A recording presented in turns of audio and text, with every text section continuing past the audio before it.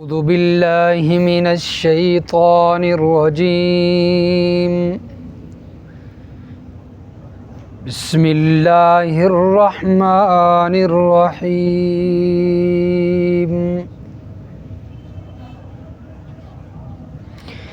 یا ایہا الذین آمنوا لا تکونوا کالذین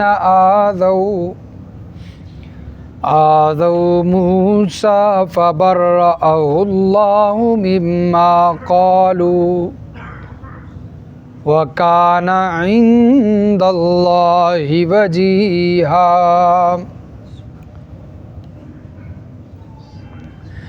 اے ایمان والو، ان لوگوں کی طرح نہ ہو جانا جنہوں نے موسیٰ علیہ السلام کو تکلیف دی،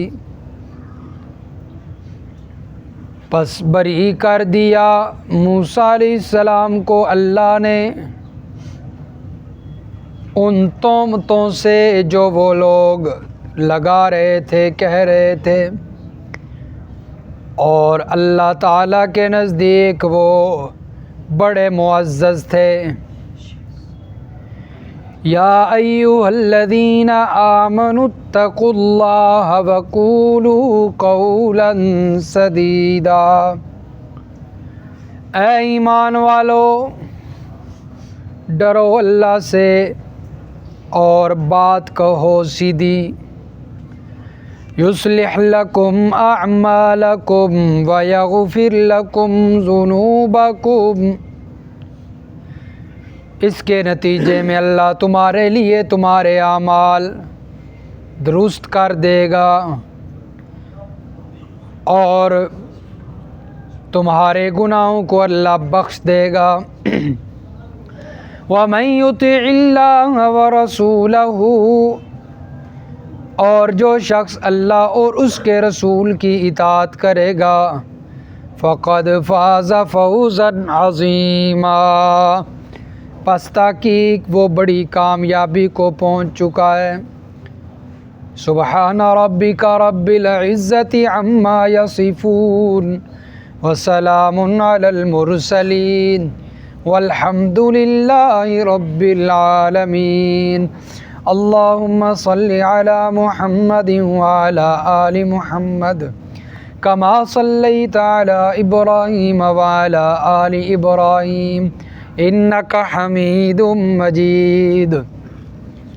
اللہم بارک علی محمد وعلی آل محمد کما بارکت علی ابراہیم وعلی آل ابراہیم انک حمید مجید۔ سورۃ الاحزاب کی آیت نمبر 69 سے لے کر آیت نمبر 71 تک تلاوت کی گئی ہے۔ گزشتہ آیات میں اللہ تبارک و تعالی نے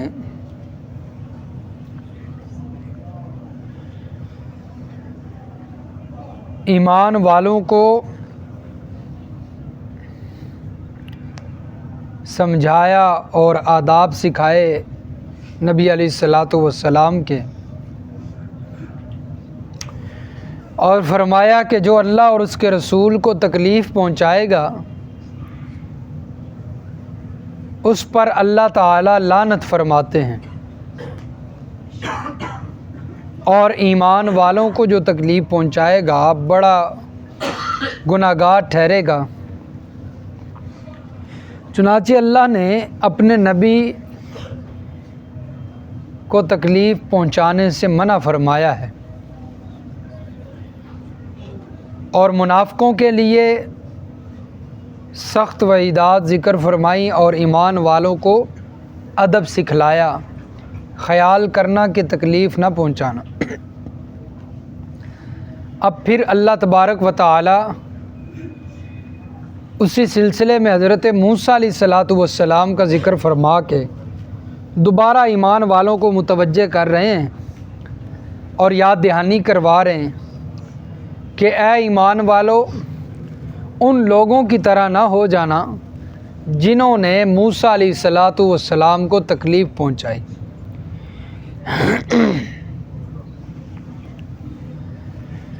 حضرت موسیٰ علیہ الصلاۃ والسلام کی قوم بنی اسرائیل جن کو کہا جاتا ہے، قرآن مجید کے اندر بہت زیادہ تذکرہ ہے بنی اسرائیل،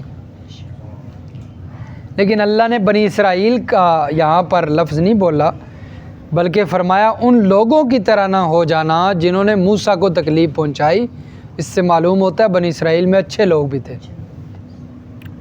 تو ہر معاشرے کے اندر سارے لوگ برے نہیں ہوتے، اچھے لوگ بھی ہوتے ہیں۔ اگر کرسی پہ بیٹھ کر جج غلط فیصلہ کرنے والے موجود ہیں تو اچھے جج بھی موجود ہیں جو حق کے بنیاد پہ فیصلے کرتے ہیں۔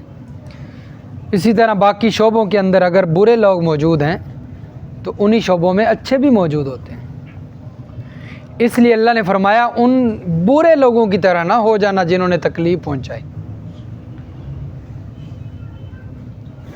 حضرت موسیٰ علیہ الصلاۃ والسلام کو تکلیف کیسے پہنچائی؟ قرآن مجید کے اندر بنی اسرائیل کے واقعات موجود ہیں۔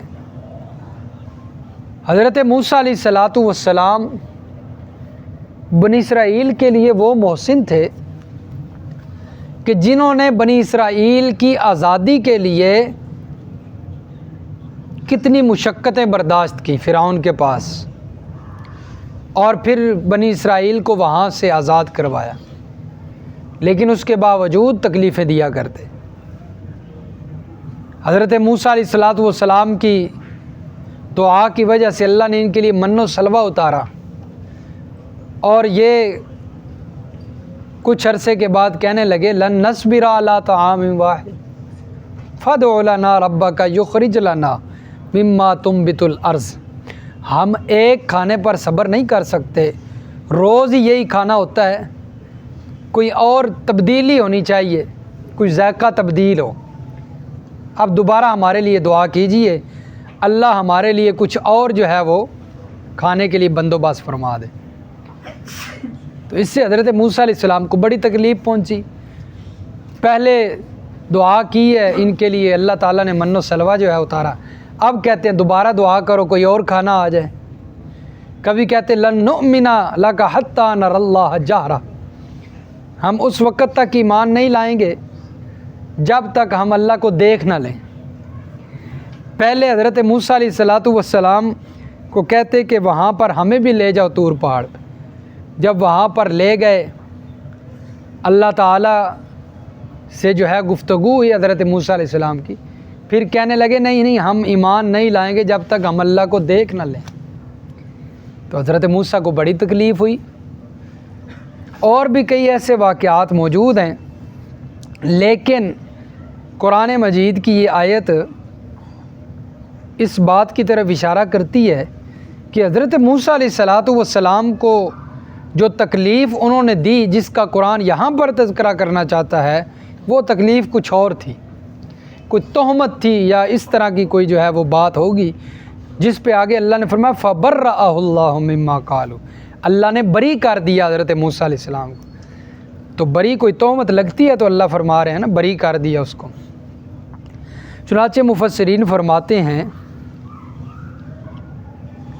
حضرت موسیٰ علیہ السلام، بخاری شریف کے اندر حدیث بھی موجود ہے، امام بخاری نے نقل فرمائی ہے، حضرت موسیٰ علیہ الصلاۃ والسلام کے دور میں بنی اسرائیل جو ہیں اکٹھے نہایا کرتے تھے کسی جو ہے وہ تالاب میں، ندی میں، جہاں بھی، لیکن حضرت موسیٰ بڑے حیا والے تھے،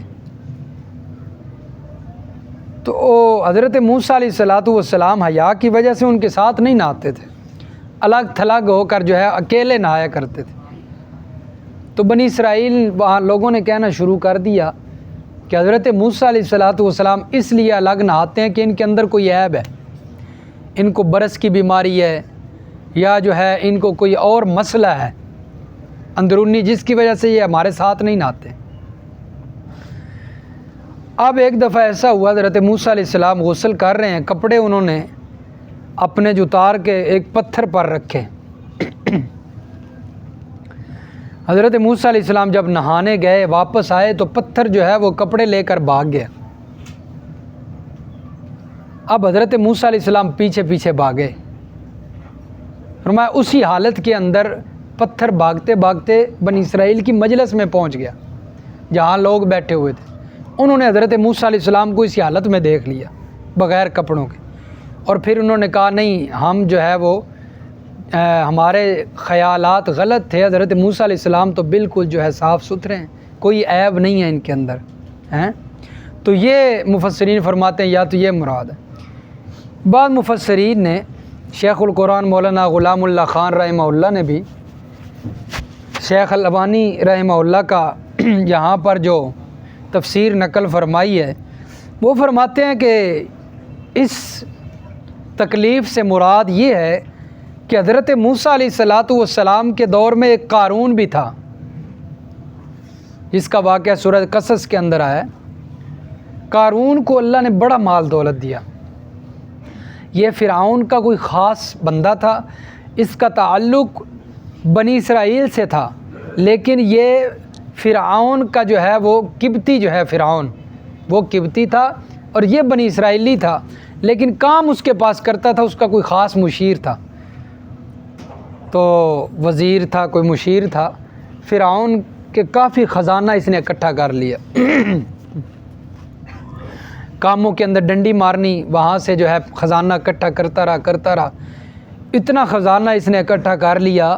قرآن کہتا ہے کہ اس خزانے کی جو تالوں کی چابیاں تھیں وہ اتنی زیادہ ہو گئیں کہ ایک مضبوط جماعت اسے اٹھاتی اور تھک جاتی، بڑے بڑے اونٹ اٹھا کر لے کر جاتے تھے اور وہ تھک جایا کرتے تھے، چابیاں تھکا دیتی۔ مفاتیحہ لتنوء بالعصبۃ اولی القوہ، قوت والی جماعت کو تھکا دیتی تھی۔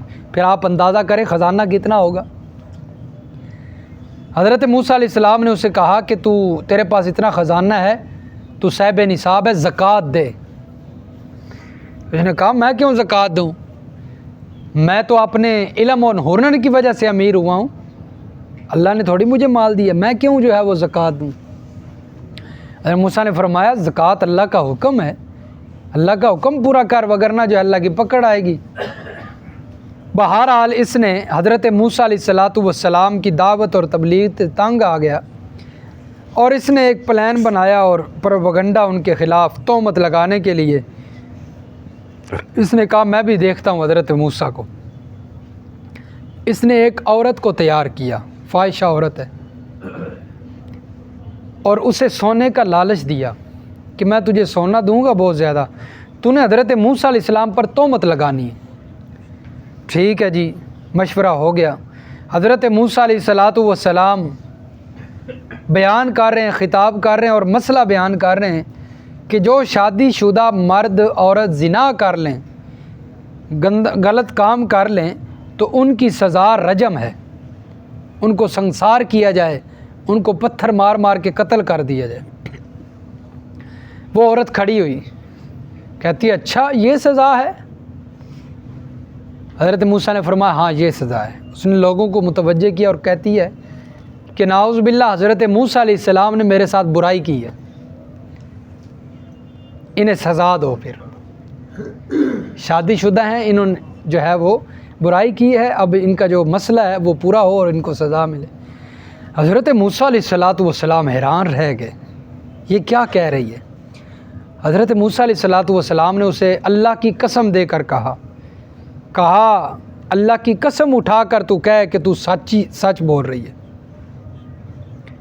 تو جب اللہ کی قسم اس کے سامنے اللہ کا نام آ گیا، اس کے دل کے اندر اللہ کا ڈر پیدا ہو گیا۔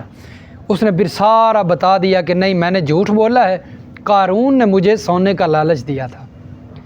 تو اس مقام پہ حضرت موسیٰ علیہ السلام نے قارون کے یہ جو ہے تہمت اس نے لگائی تھی، تو اللہ فرماتے ہیں فبرأہ اللہ تعالیٰ نے حضرت موسیٰ کو بری ثابت کر دیا کہ حضرت موسیٰ علیہ السلام بالکل پاک صاف ہیں۔ چنانچہ اس کے بعد حضرت موسیٰ علیہ السلام نے اس کے لیے بد دعا کی قارون کے لیے، اور پھر اللہ تعالیٰ نے وہ قبول فرمائی، اور اللہ فرماتے ہیں قارون کو ہم نے قارون سمیت اس کے خزانے سمیت جو ہے زمین کے اندر دنسا دیا۔ فخسفنا به وبداره الارض. فرمایا فبرأہ اللہ مما قالوا وکان عند اللہ وجیہا. اور حضرت موسیٰ علیہ السلام اللہ کے نزدیک بڑے معزز تھے. مطلب یہ ہے کہ تم رسول کو ان کی مخالفت کر کے ایذا مت دینا، کیونکہ اللہ کے رسول کی مخالفت اللہ کی مخالفت ہوتی ہے. اللہ تعالیٰ کے رسول کی مخالفت اللہ کی مخالفت ہوتی ہے. اس لیے فرمایا یا ایھا الذین آمنوا اتقوا اللہ، اے ایمان والو اللہ سے ڈرو اور سیدھی بات کہو. پیچھے اللہ نے تہمت کا ذکر کیا ہے، کسی پر بہتان باندھنا، تہمت لگانا. آگے اللہ فرما رہے ہیں ڈرو اللہ سے. فرمایا تہمت سے اس وقت بچ سکو گے جب دل میں اللہ کا ڈر ہوگا.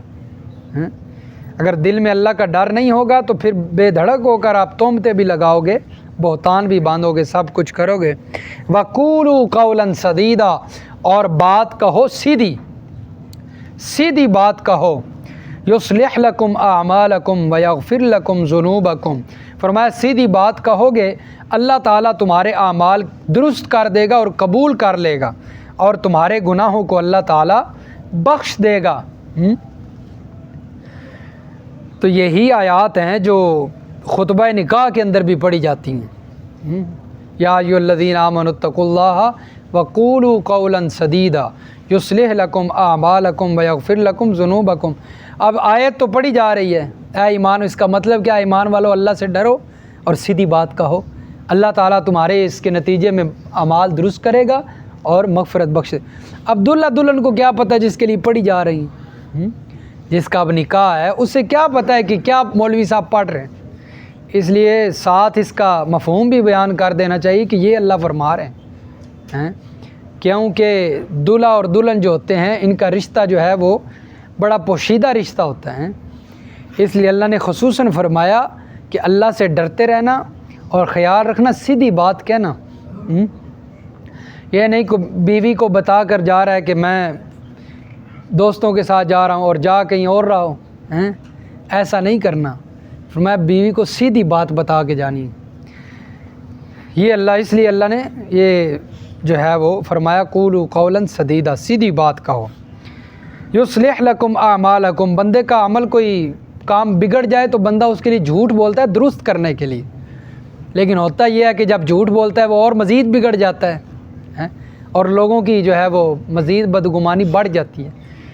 اس لیے فرمایا جھوٹ نہ بولو، اگر کام درست کرنا چاہتے ہو جھوٹ نہ بولو.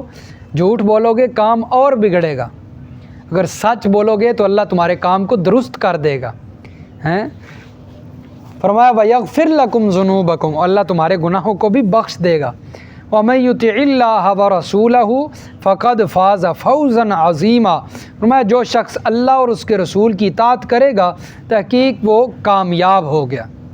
تحقیق وہ اصل کامیابی یہی ہے کہ بندہ جنت کا حصول اور جہنم سے نجات پا جائے. یہ اصل کامیابی ہے، جنت حاصل ہو جائے اور جہنم سے بندہ بچ جائے. جیسا کہ اللہ تبارک و تعالی نے، یہ دیکھیں سورہ آل عمران نکالیں جی.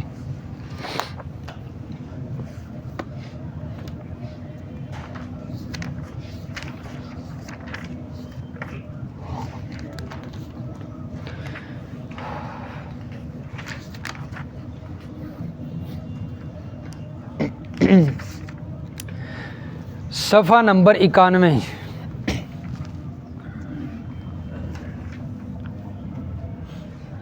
سورت آل عمران اور اس کی آیت نمبر 185. فرمایا کل نفس ذائقۃ الموت، ہر جان نے موت کو چکھنا ہے. وَإِنَّمَا تُوَفَّوْنَ أُجُورَكُمْ يَوْمَ الْقِيَامَةِ، اور تم کو پوری پاداش تمہاری قیامت کی روز ملے گی. پورے پورے تم دیے جاؤ گے اپنے اجر قیامت کے دن، جو کیا ہوگا جو بویا ہوگا وہ تمہیں ملے گا۔ فَمَن زُحْزِحَ عَنِ النَّارِ، جو شخص دوزخ سے آگ سے بچا لیا گیا، وَأُدْخِلَ الْجَنَّةَ اور جنت میں داخل کر دیا گیا، فَقَدْ فَازَ یہ بندہ کامیاب ہو گیا۔ تو اصل کامیابی کیا ہے کہ بندہ جنت میں پہنچ جائے اور جہنم سے بچ جائے، یہ اصل کامیابی ہے۔ اس لیے اللہ فرما رہے ہیں وَمَن يُطِعِ اللَّهَ وَرَسُولَهُ، اللہ اور اس کے رسول کی اطاعت کرو گے تو کامیاب ہو جاؤ گے۔ صفحہ نمبر 97 بھی نکالیں جی، صفحہ نمبر 97، سورۃ نساء کی آیت نمبر 13۔ یہاں پر اللہ تبارک و تعالی نے وراثت کے کچھ مسئلے بیان فرمانے کے بعد فرمایا تِلْکَ حُدُودُ اللَّهِ، یہ اللہ کی حدود ہیں۔ آیت نمبر 13 ہے جی سورۃ نساء کی۔ وَمَن يُطِعِ اللَّهَ وَرَسُولَهُ، جو اللہ اور اس کے رسول کی اطاعت کرے گا، فرما برداری کرے گا، يُدْخِلْهُ جَنَّاتٍ تَجْرِي مِن تَحْتِهَا الْأَنْهَارُ، داخل کرے گا اللہ اس کو جنت میں، چلتی ہوں گی اس کے نیچے نہریں، خالدین فیہا، وہ رہیں گے اس میں ہمیشہ، وذالک الفوز العظیم، یہی بڑی کامیابی ہے، یہی بڑی۔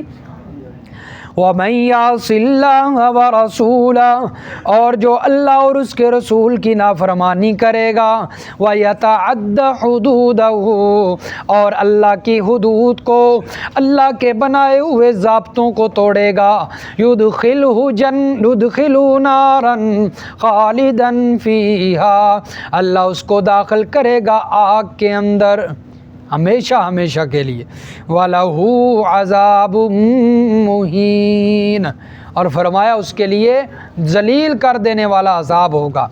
اس لیے اصل کامیابی انسان جنت میں جانے والا بن جائے اور جہنم سے بچ جائے۔ اور فرمایا یہ کب ہوگا؟ جب اللہ اور اس کے رسول کی اطاعت کے مطابق اور فرما برداری میں زندگی گزاری جائے گی۔ جب اللہ اور اس کے رسول سے جو ہے وہ فرما برداری سے ہٹ کر، اطاعت سے ہٹ کر شیطان کی پیروی میں زندگی گزاریں گے، فرمایا یہ کامیابی پھر نہیں مل سکتی۔